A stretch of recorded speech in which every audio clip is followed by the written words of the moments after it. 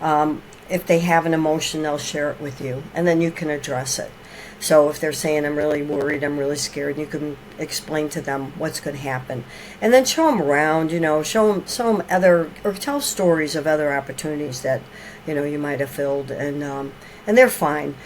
But there are some adult children that depend on their parents all their lives. Mm-hmm. They sometimes live with them all their lives. And all of a sudden, they are going to lose their main support system.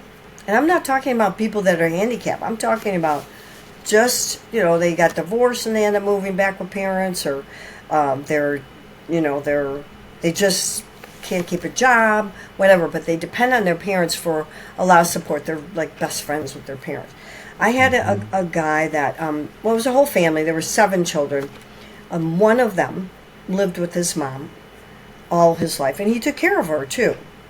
And he was 54 years old when they really figured out she needed memory care.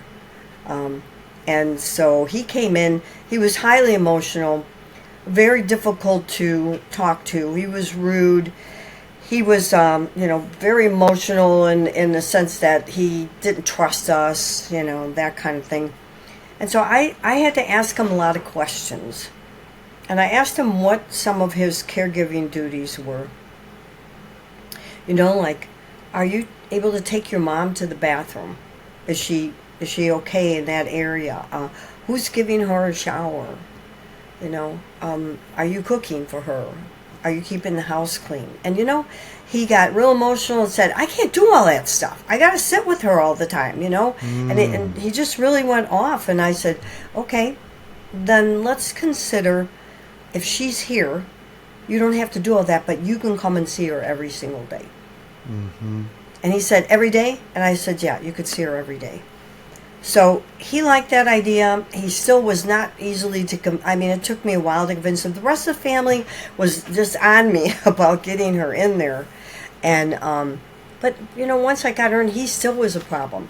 He still had a lot of demands, and he still, wanted us to do whatever he did, where he saw he did.